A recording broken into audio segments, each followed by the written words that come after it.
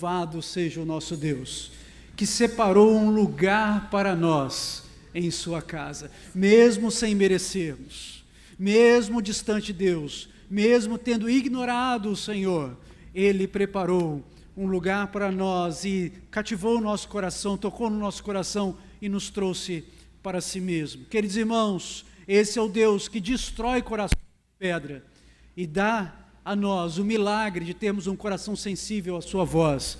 Louvado seja o nome do Senhor. Abram suas Bíblias em Mateus capítulo 28. Faremos a leitura dos versículos 18 a 20.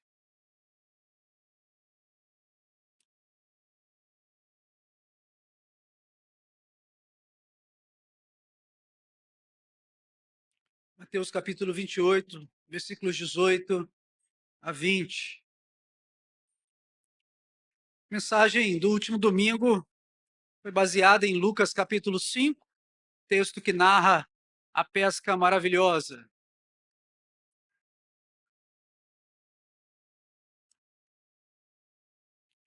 Pesca maravilhosa, interessante que ela aparece em dois momentos do ministério de Jesus. O primeiro no início, o segundo no final. João fala de uma pesca maravilhosa no final do ministério de Jesus, lá no Mar da Galileia.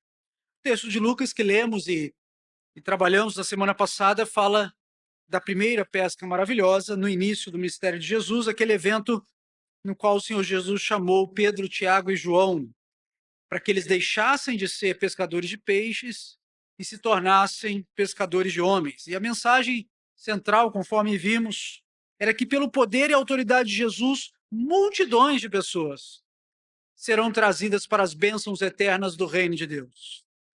Multidões incontáveis.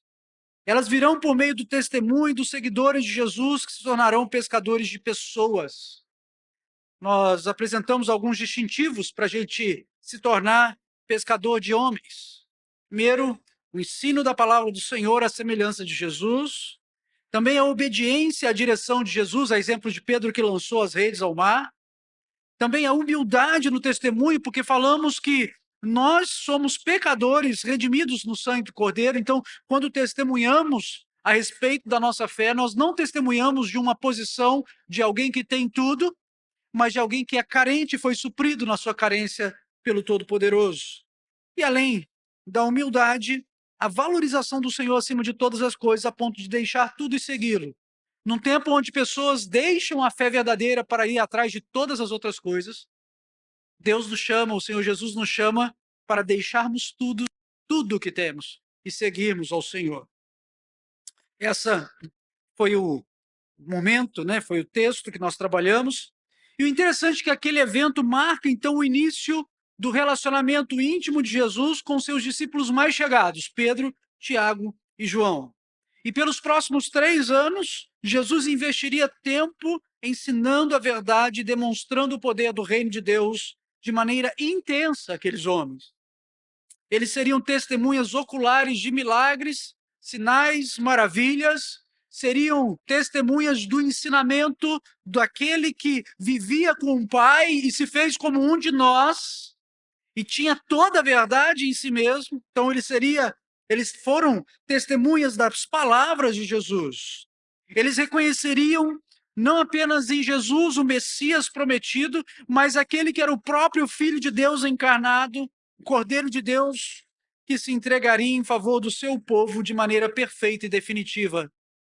E aqui vale ressaltar que a mensagem do Evangelho é essa, que nós, seres humanos, pecadores e distantes, com o coração endurecido, fomos alvos da misericórdia de Deus, a ponto de Jesus enviar de Deus enviar o seu Filho amado, e desse seu Filho amado morrer, se fazer como um de nós, despir-se da sua glória, se fazer como um de nós, assumir a nossa condição humana e nos representar na cruz do Calvário, o justo pelos injustos, o santo pelos ímpios, e de tal forma que a sua justiça, ela é aplicada a nós, e o nosso pecado aplicado a Jesus.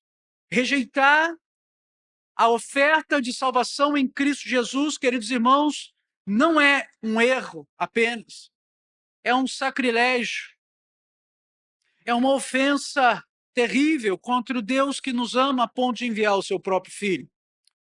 E muitos têm rejeitado a palavra, a oferta da graça divina.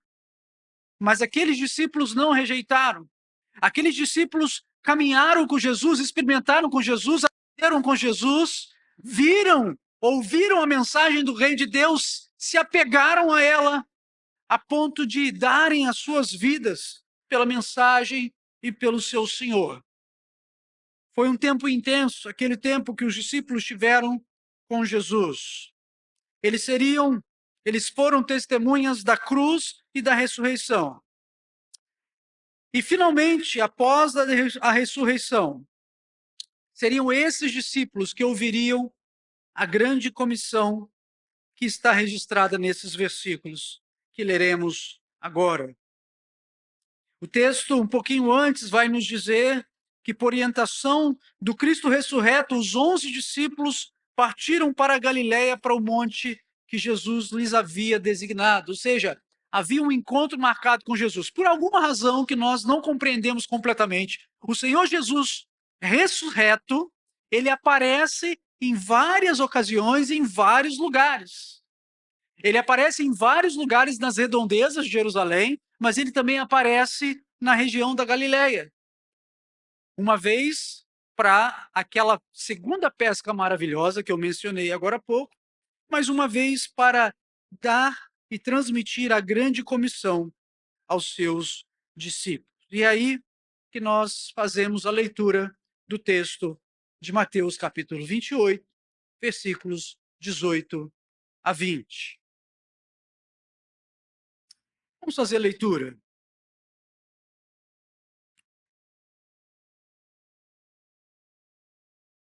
Jesus, aproximando-se, falou-lhes, dizendo: toda autoridade me foi dada no céu e na terra. Todos juntos o versículo 19. Ide, portanto, fazei discípulos de todas as nações, batizando-os em nome do Pai e do Filho e do Espírito Santo, ensinando-os a guardar todas as coisas que vos tenho ordenado. Todos juntos. E eis que estou convosco todos os dias até a consumação do século. Vamos orar. Pai, mais uma vez estamos agradecidos pela oportunidade de estarmos na tua casa nessa noite. Pedimos que o teu Espírito Santo trabalhe agora no nosso coração, complete a tua obra, ó Deus, e vá operando em nós, contribuindo para aquilo que o Senhor mesmo já determinou, para a tua honra e para a tua glória, em nome de Jesus. Amém. A pesca maravilhosa, os discípulos foram convocados a se tornarem pescadores de pessoas. Nesse texto, foram comissionados a fazerem discípulos de todas as nações. E a pergunta que nós poderíamos fazer nessa noite, será que o primeiro chamado, ou seja, de fazer pescadores de homens, de pescar homens, era um chamado diferente daqui, um chamado para fazer discípulos de todas as nações? Eu tenho convicção de que não. Eu tenho convicção de que o chamado de pescar homens era fundamentalmente o mesmo chamado de fazer discípulos de todas as nações.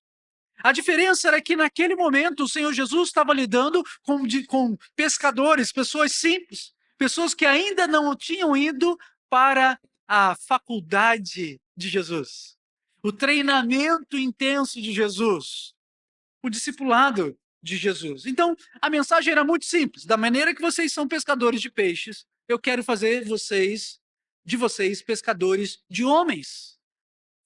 Mas agora, é claro que eles tinham caminhado 3 anos com Jesus. Eles tinham ouvido, eles tinham percebido, tinham sentido o gosto do discipulado.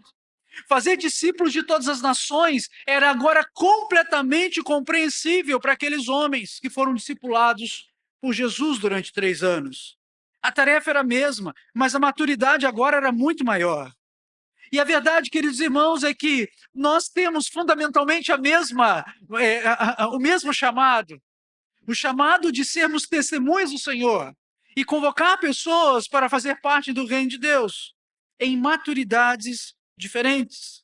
Eu creio que a grande comissão não é uma comissão apenas para os 11. O convite para pescar homens não é apenas um convite para Pedro, Tiago e João. A grande comissão é para todos nós, pessoalmente, como crentes em Cristo, mas também comunitariamente, como igreja de Cristo. E hoje, então, eu gostaria que você saísse daqui com uma convicção profunda de que você não apenas é um pescador de homens, mas também um discipulador chamado por Deus para esse ministério. Eu gostaria que você saísse daqui com um senso de compromisso com a tarefa de fazer discípulos e uma visão clara de como você pode se engajar no processo do discipulado. Então, vamos olhar o texto e olhar com um pouquinho mais de calma. Em primeiro lugar, eu gostaria de trazer à nossa mente em que consiste a grande comissão. E a grande comissão aqui é clara. Existe uma palavra, um texto, um verbo no imperativo, e é: fazei discípulos de todas as nações. Apesar da gente ver a palavra ide aqui, no seu original, essa expressão tem muito mais a ver com um presente contínuo. Enquanto vocês estão indo, fazei discípulos de todas as nações. E o interessante é que antes de observar o que o Senhor Jesus disse aos seus discípulos para fazerem, é importante aqui observar o que ele não disse. E muitas vezes, como igreja de Jesus, nós estamos muito mais ocupados com aquilo que Jesus não disse do que com aquilo que Jesus disse. Ele não disse, por exemplo, vão e construa um templo.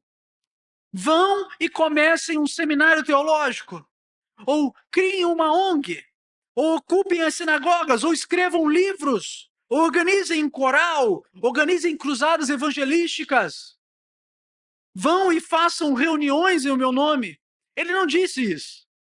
De todas as coisas boas e úteis que o Senhor Jesus poderia ter dito, e essas que eu citei seriam coisas muito interessantes, ele disse claramente para os seus discípulos: vão e façam discípulos de todas as nações. O verbo imperativo, façam discípulos. E aqui, queridos irmãos, precisamos entender que antes de nos comissionar, o Senhor Jesus ele nos garante quem é aquele que nos comissiona. Ele nos diz que ele é capaz de fazer por nós. Versículo 18, ele diz: toda autoridade me foi dada no céu e na terra. Autoridade é alguma coisa que as pessoas rejeitam hoje em dia. A nossa sociedade tem se tornado inimiga da autoridade, mas nós conhecemos e reconhecemos a importância da autoridade. A autoridade é o direito e o poder de fazer com que algo aconteça. O que Jesus está dizendo aqui é que ele tem o direito absoluto sobre todo o universo. Ele tem a autoridade sobre todo o poder no céu e na terra. E não há autoridade no universo que possa questionar a vontade soberana do Senhor Jesus. Seja o presidente mais poderoso, o rei mais poderoso, a potência militar mais poderosa. Seja juízes do Supremo Tribunal Federal, políticos, ninguém pode se colocar contra a autoridade do Rei dos Reis, do Senhor dos Senhores. Não existe, queridos irmãos, pela palavra de sua boca, todas as coisas se dobram diante do nome de Jesus. E por isso é uma péssima ideia resistir à voz do Espírito Santo. É uma péssima ideia resistir à ordem do Senhor Jesus. É uma péssima ideia resistir a todas as ações de graça de Deus a nosso favor. É uma péssima ideia. Não há autoridade no universo que possa questionar. Não há nenhum poder na terra ou no céu que pode frustrar a vontade soberana do Senhor Jesus. Sem essa declaração do Senhor Jesus aqui na grande comissão, os discípulos de Jesus teriam uma grande dificuldade com a tarefa que receberam. Eles estavam prestes a enfurecer as autoridades religiosas judaicas com a pregação do evangelho. Eles inevitavelmente incomodariam grandemente o Império Romano. Mas não só os discípulos de Jesus seriam incapazes de fazer discípulos, nós seríamos incapazes de fazer discípulos. Num tempo em que as pessoas não suportam ser questionadas e querem viver de acordo com as suas próprias leis, ao sabor da sua própria vontade, em que muitos acreditam que não existe verdade absoluta, queridos irmãos, A grande comissão começa com uma declaração de autoridade. Toda autoridade no céu e na terra pertence a Jesus. O apóstolo Paulo, ele nos lembra em Filipenses que fala que um dia, todo joelho se dobrará e toda língua confessará que Jesus Cristo é o Senhor, para a glória de Deus Pai. E a grande verdade do universo a ser anunciada, ou você se dobra diante da autoridade de Jesus hoje para ser salvo, ou você se dobra diante da autoridade de Jesus no julgamento para receber a justa condenação pelos seus pecados.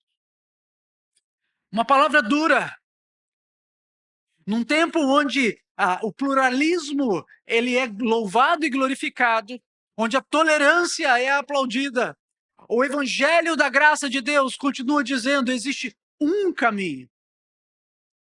Jesus, o caminho, a verdade, a vida, por meio de quem todos nós podemos chegar até o Pai. Não há outro. E você precisa se dar conta disso. Por isso, quando nós testemunhamos do evangelho da graça, quando nós nos envolvemos na grande comissão, nós precisamos entender, nós estamos com aquele que tem toda a autoridade no céu e na terra. E ele tem autoridade sobre nós também. Esse é o fundamento da nossa comissão. Observe a conjunção conclusiva aqui no versículo 19. E de, portanto, e fazei discípulos de todas as nações. Portanto, nós precisamos ter muita atenção com essas palavras de conexão na palavra de Deus, na Bíblia Sagrada, porque elas estão aí por uma razão. Aqui, no caso, a lógica é essa. Se toda a autoridade foi dada a Jesus no céu e na terra, a consequência necessária, sine qua non, é que ele tem autoridade de nos comissionar a fazer o que quer, inclusive discípulos entre todas as nações da terra, mesmo aquelas mais resistentes. Somos comissionados a fazer discípulos das pessoas mais resistentes, mais improváveis, aqueles de quem todos possam ter desistido.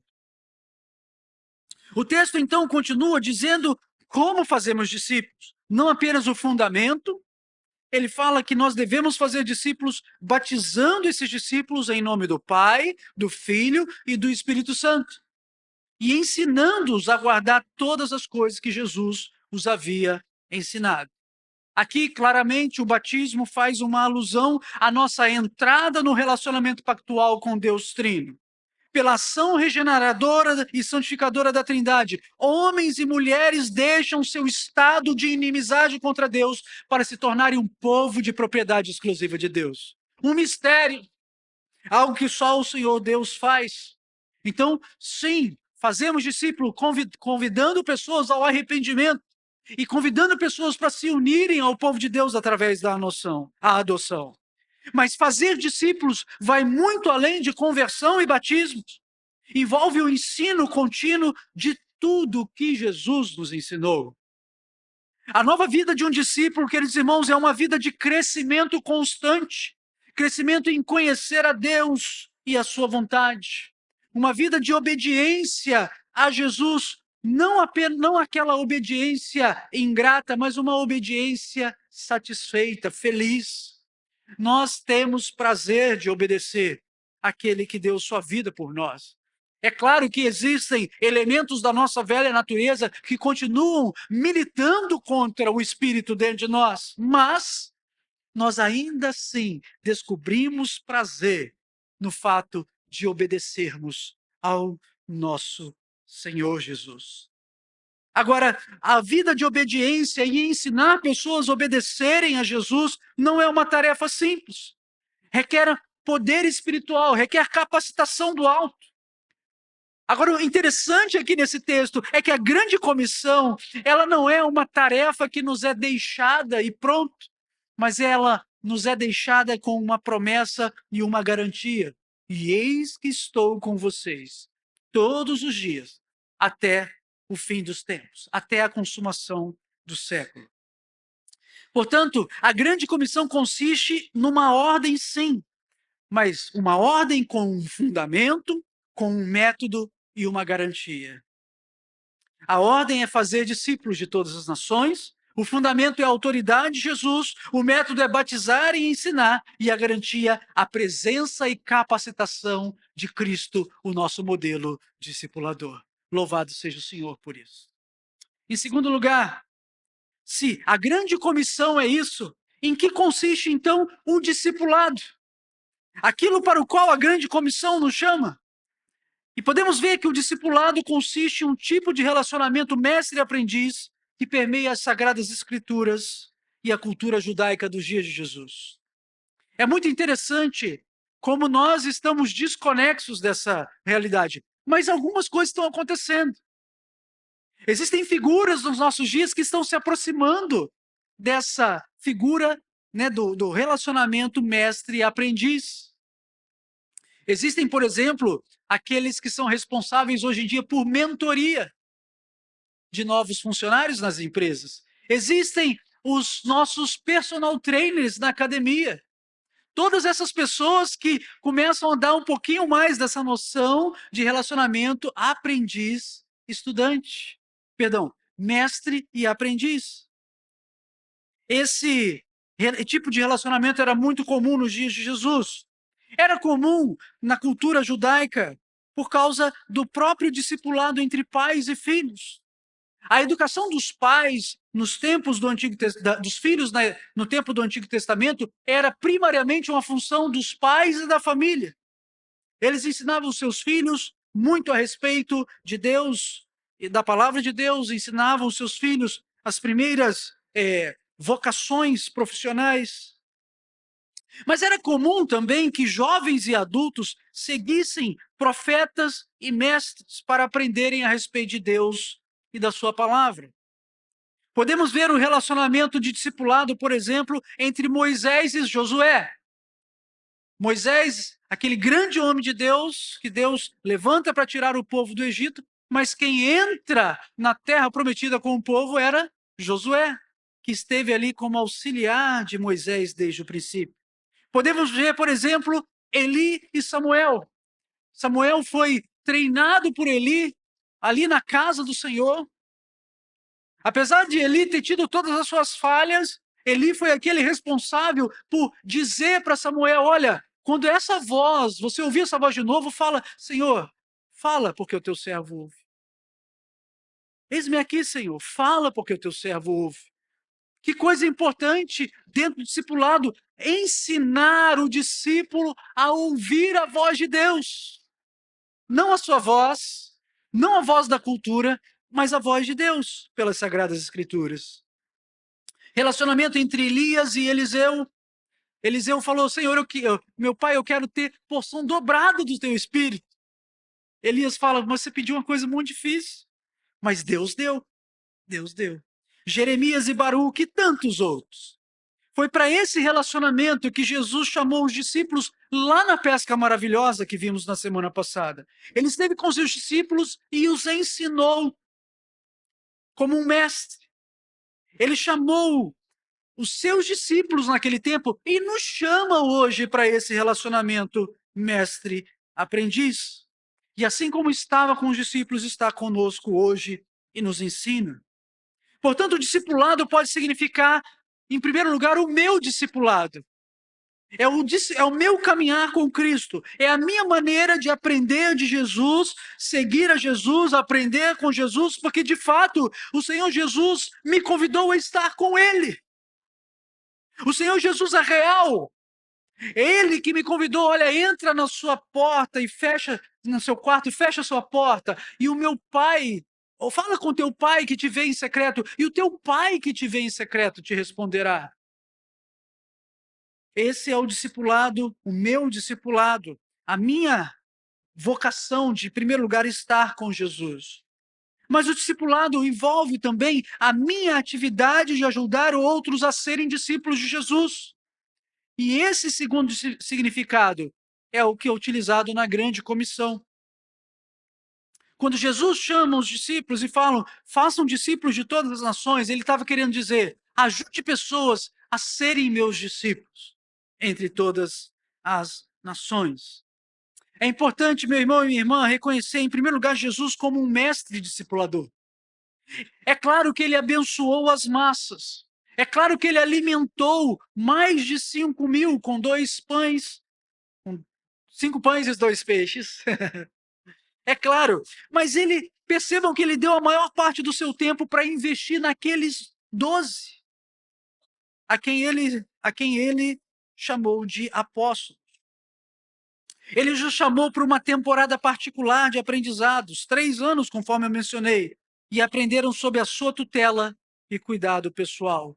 Aprenderam muitas coisas, a ponto de ensinar a outros.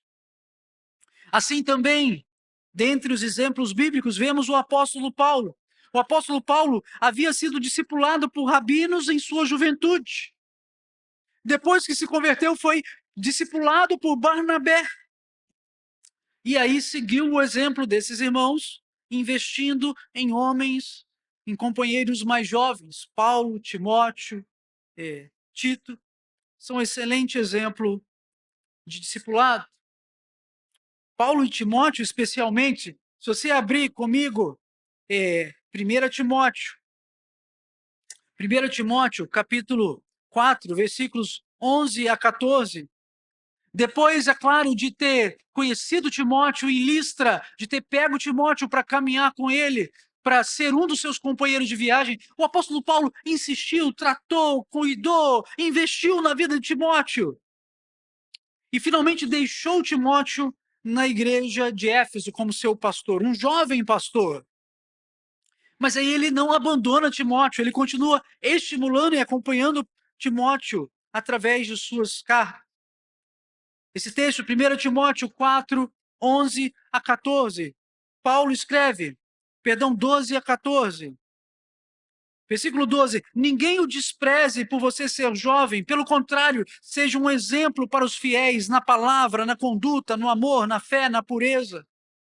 Até a minha chegada, dedique-se à leitura pública das Escrituras, à exortação, ao ensino. Não seja negligente para com o dom que você recebeu, o qual lhe foi dado mediante a profecia com a imposição das mãos do presbitério.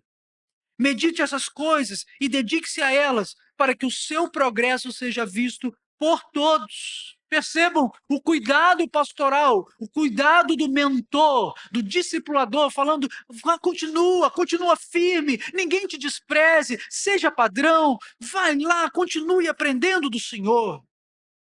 Mais tarde, em 2 Timóteo, capítulo 2, versículos 1 e 2.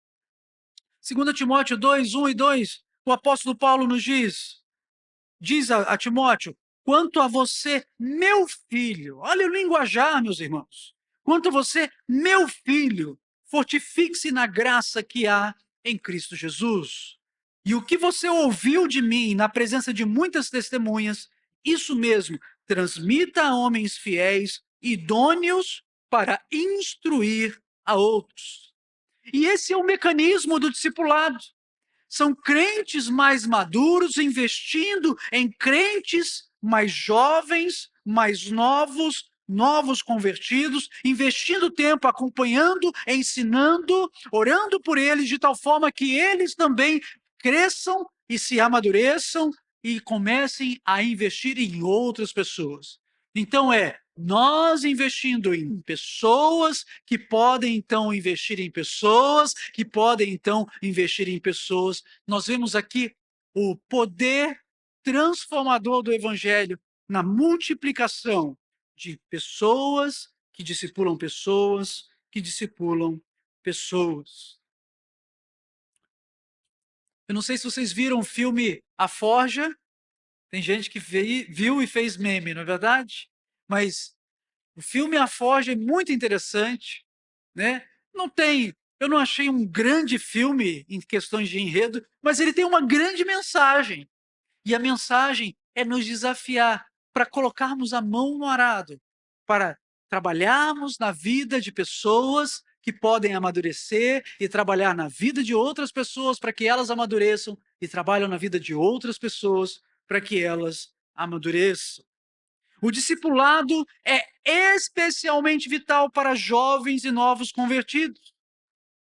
Tudo bem que jovem às vezes não tem paciência para ouvir gente mais velha, mas jovem, aproveite a oportunidade e seja você também, se ofereça para ser discipulado por alguém. Novos convertidos, novos crentes precisam de um apóstolo Paulo ao seu lado, e você pode ser o apóstolo Paulo deles. E crentes maduros precisam. Queridos irmãos, não é uma questão de podem, precisam caminhar com crentes mais novos. Necessariamente você precisa ter, você que viveu com o Senhor, que caminha com o Senhor há mais tempo, que está maduro no Senhor, você precisa encontrar novos Timóteos. Pessoas nas quais você investirá o seu tempo nesse relacionamento de mestre e aprendiz. Então, é nisso que se baseia o relacionamento do discipulado. Em terceiro lugar, nós temos aqui também o desafio para cultivar uma cultura de discipulado na igreja. Se a grande comissão, se a ordem central da grande comissão é fazer discípulos de todas as nações, o que nós temos feito enquanto igreja? Quando nós adotamos como missão da IPBL adorar a Deus testemunhando da graça, amando pessoas, fazendo discípulos e fortalecendo as famílias, tínhamos a convicção de que o discipulado deveria ser algo central na nossa igreja, porque é central na missão do povo de Deus. Mas a pergunta que nos fica é: como fazer com que nos envolvamos na prática do discipulado? Como fazer com que a nossa missão deixe apenas de ser apenas uma frase de efeito e se torne parte da nossa cultura? Se fazer discípulos é o processo em que crentes mais maduros investem na vida de um ou mais crentes menos experientes, como fazer com que isso se torne realidade? O fato é que nós precisamos cultivar uma cultura de discipulado entre nós. Mas essa cultura não é algo que simplesmente acontece, ou que naturalmente acontece. Temos visto que não acontece, a menos que haja intenção que ela aconteça. Porque o discipulado requer tanto uma estrutura mínima quanto margem para deixar a vida acontecer. É preciso que haja uma estrutura, haja uma certa organização. Por isso, o discipulado precisa tanto de planejamento quanto desse viés orgânico. Precisa ser tanto parte, naquela nomenclatura, aquela metáfora, tem que ser parte da treliça, mas também parte da videira. É algo que demanda tempo, planejamento, compartilhar a verdade de maneira objetiva, de maneira organizada, faz parte da nossa missão e precisamos nos organizar para isso. No exemplo de Jesus, por exemplo, nos damos conta de que a maior parte do seu tempo com seus homens não era de ensino formal, mas de ensinamento prático baseado na convivência. Mas não foi acidente. Não foi acidente. Marcos 3,14 nos diz que Jesus designou 12, aos quais chamou apóstolos, para estarem com ele, para os enviar a pregar. Percebam que existe aqui algo de muito natural e muito orgânico. Vem, esteja comigo. Quem aqui não é capaz de chamar alguém para estar com ele? Então aqui é um compartilhamento de vida, mas é um compartilhamento com o objetivo. Ele primeiro, coloca uma autoridade apostólica sobre eles e os prepara para os enviar a pregar. Estar com Jesus.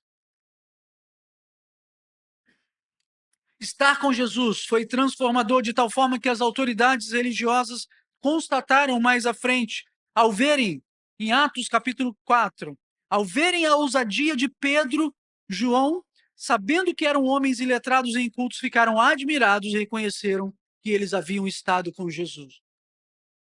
Estar com Jesus. E por isso, para desenvolvermos essa cultura em discipulado, precisamos de disposição e disponibilidade para compartilharmos a nossa vida em primeiro lugar, enquanto discipuladores.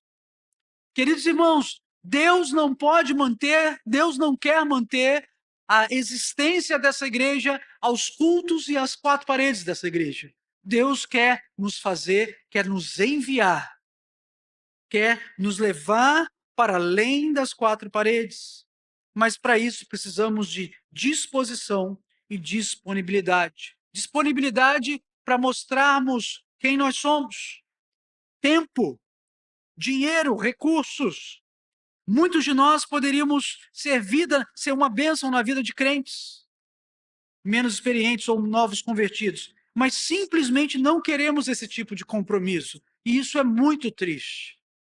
É algo para o qual o Senhor nos chama hoje. Arrependa-se, meu irmão e minha irmã, de você focar a sua vida em você mesmo. Você precisa focar na vida de outra pessoa para investir na vida de outra pessoa. Jamais teremos uma cultura de discipulado se você não quiser sair da sua zona de conforto.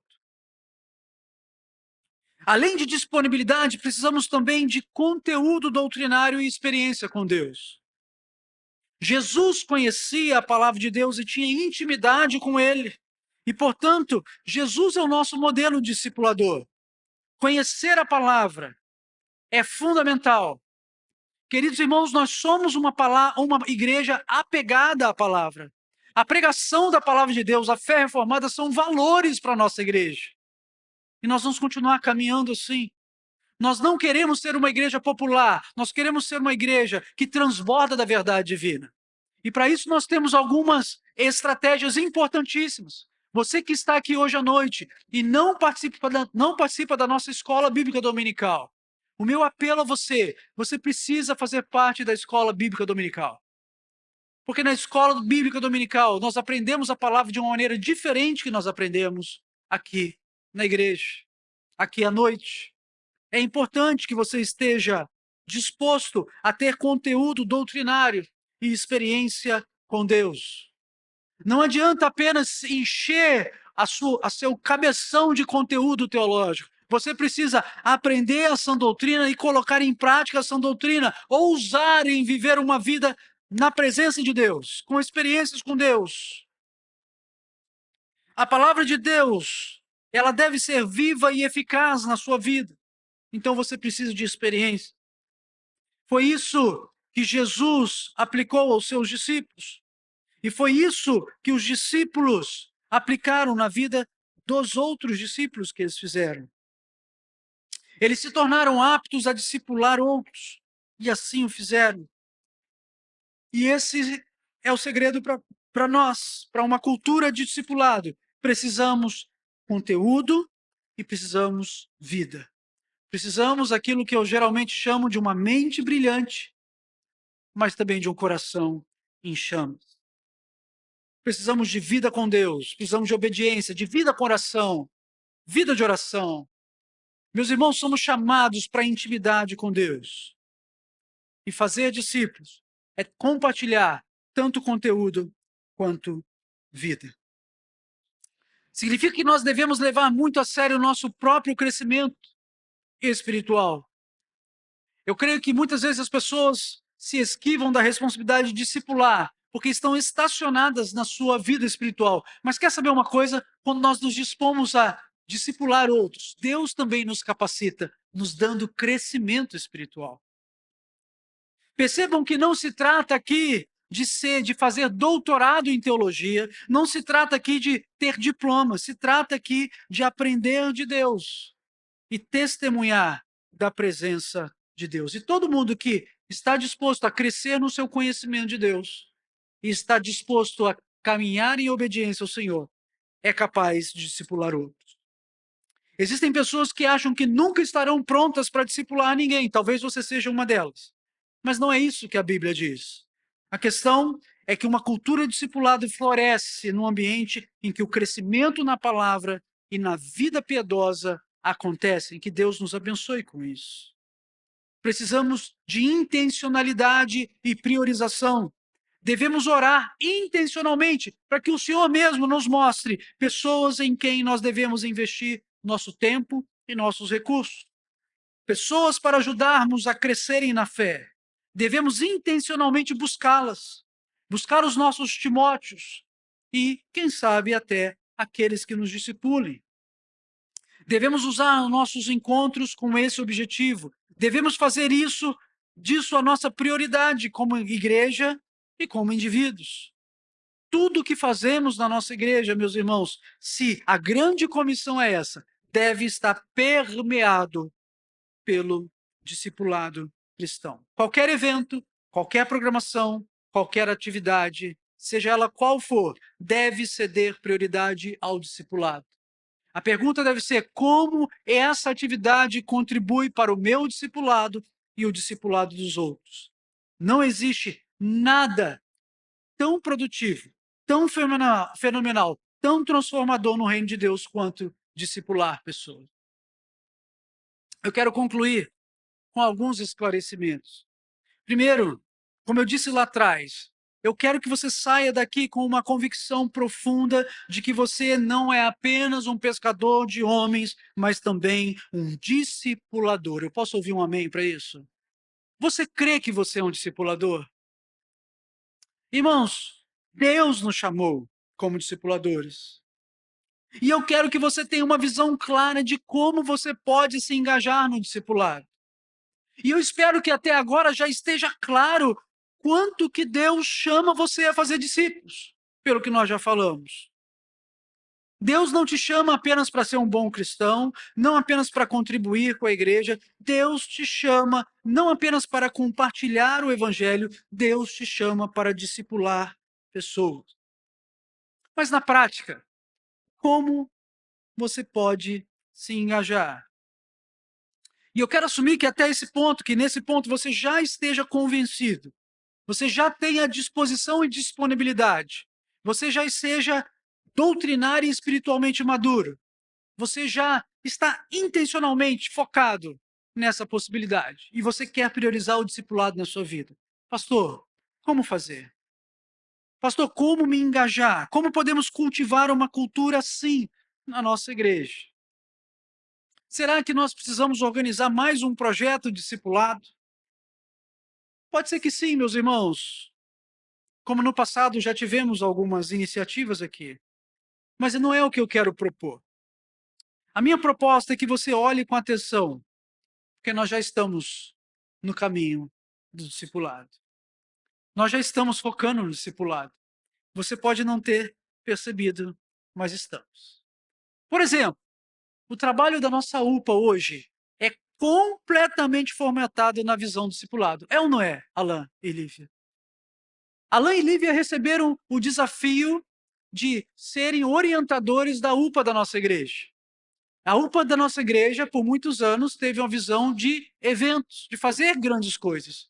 E não quero desqualificar a iniciativa de fazer grandes coisas, de fazer grandes eventos. Isso é muito legal.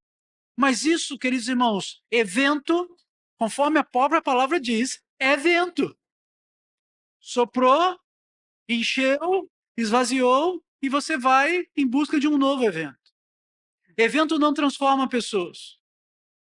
O discipulado, sim. E Alain e Lívia estão discipulando seus filhos adolescentes. Quem tem filho adolescente aqui? Levanta a mão. Por isso é importantíssimo que você não deixe o seu filho faltar. Você seja parceiro do Alain e da Lívia, para eles ajudarem você a discipular seu filho. Você se ofereça.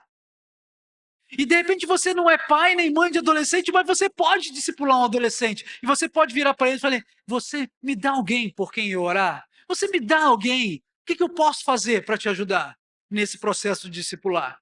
Porque hoje, queridos irmãos, eles estão sendo acompanhados por Alain e Lívia. Mas a nossa oração, e eu acho que a oração de Alain e Lívia, é que daqui a uns dias, aquilo que eles aprenderam do Alain e Lívia, eles possam ensinar outros. Eles possam ensinar colegas na escola, eles possam deixar a timidez de lado, o medo de lado, e serem também discipuladores. Esse é o alvo, é isso que está sendo feito aqui debaixo dos nossos olhos. Pastor, é multidão? Não é multidão, mas o poder transformador e multiplicador do discipulado está aqui. Está aqui entre nós. Você pode fazer parte disso. O trabalho que está sendo realizado com as nossas crianças, por exemplo, é um trabalho discipulado. Professores de escola dominical, professores do culto infantil, são mestres e discipuladores por natureza. Mas nós não podemos parar aqui. Nós queremos que a igreja seja uma igreja discipuladora de crianças. No dia 30 de novembro, quando o pastor Felipe estiver aqui dando treinamento, eu quero ver você. Eu quero ver você no treinamento. Eu tenho insistido para isso. Você precisa estar aqui, pastor. Eu não tenho jeito com criança. Não importa. Não importa. Dia 30 de novembro, de 2 da tarde até as 6 da tarde. Treinamento, teremos várias sessões de treinamento. E você é convocado a participar dele. Convocado. Leilane já colocou hoje novamente o link de inscrição no grupo da igreja. Temos link de inscrição. Elaine está aí? Não, né? Não vi a Elaine hoje. Tá treinando as crianças? Ellen, balança sua mão. Se você não tem acesso ao link de inscrição do treinamento dia 30, procure a Ellen. A Ellen vai ajudar você a achar a Elaine para alguém te ajudar você a se inscrever. Esteja presente. Pastor, mas eu não tenho talento. Não tenho... Esteja presente, porque de alguma maneira você pode ajudar no discipulado dos nossos pequeninos. Eu tenho certeza. Faça a sua inscrição. Faça a sua inscrição. Participe conosco. Pastor, sou homem, não importa. Pastor, sou velho, não importa. Pastor, sou adolescente, não importa. Eu não sei se criança pode. Pode não? Não pode, né? Fazer o treinamento. Criança aguarda. Discipular criança, pai e mãe. Fomos advertidos aqui na semana retrasada. Se você não discipular ninguém na sua vida, entenda, você precisa discipular o seu filho. É sua responsabilidade discipular o seu filho, ensinando a criança o caminho, não, né? No caminho que ela deve andar. E, finalmente, quero chamar a atenção para o nosso projeto de grupos familiares. Irmãos, o que é o nosso projeto de grupos familiares, se não uma prática de discipulado? Em que pessoas um pouquinho mais experientes, ou que têm um pouquinho mais de disponibilidade, ou um pouquinho mais de conteúdo, abraçam outros irmãos para compartilharem e desenvolverem a sua fé. Essa semana, por exemplo, nós temos os nossos grupos familiares se reunindo. Você precisa fazer parte desse projeto. Vocês estão, eu não sei se você se deu conta, mas se você ainda não está envolvido, ore para que você se envolva. Deus há de fazer grandes coisas, queridos irmãos, porque esse é um trabalho discipulado. Vocês quem está participando do treinamento de líderes de pequenos grupos aqui, levanta a mão. Eu não sei se você se deu conta. O que está acontecendo, irmãos, nos nossos treinamentos? O que é aquilo que está acontecendo? O que é aquilo? Discipulado. Os seus pastores estão te discipulando. Então, nós já estamos a caminho. Mas não é por programas que nós vamos cultivar uma cultura. Cultivar uma cultura demora tempo. As coisas precisam entrar na nossa alma. Mas o fato é que nós somos chamados para isso. E queríamos que todos aqui estivessem também envolvidos naquilo para qual nós sabemos que fomos chamados. Que o Senhor nos abençoe e nos dê graça mais uma vez. Mais uma vez. Vamos orar? Ministério de Louvor, pode vir à frente. Agradecendo mais uma vez os irmãos que estiveram conosco.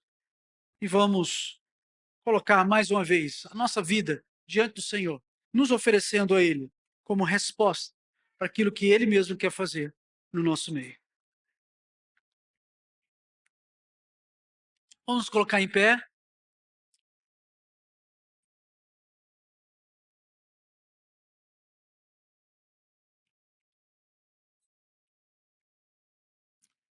Santo Deus, nós somos gratos ao Senhor por essa noite e pedimos que, de fato, se existe algo importante, ó Deus, na tua palavra, e que nós cremos que o discipulado é, que o Senhor mesmo dê para nós a visão e nos ajude a cultivar essa cultura tão necessária. Abençoa meu irmão e minha irmã aqui presente e faz dele um discipulador. Dê ousadia, Senhor. Dê intrepidez, dê, ó Deus, prioridade. Dê visão, dê intencionalidade, Pai. Ó Deus, que vários irmãos saiam dessa noite aqui realmente comprometidos com o Senhor de inaugurar um novo tempo, ó Deus, para discipularem outros. E que grandes coisas possam acontecer, que o Senhor multiplique os nossos esforços e que o Senhor abençoe esse teu povo.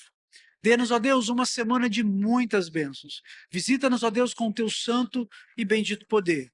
E seja conosco, nos abençoando, porque carecemos do Senhor. Em nome de Jesus. Amém. E agora, queridos irmãos, que a graça maravilhosa do Senhor Jesus, o amor infinito de Deus, o nosso eterno Pai, as ternas consolações e o poder do Santo Espírito sejam sobre vós e sobre todo o povo de Deus espalhado pela face da terra, agora e para sempre. Amém e amém.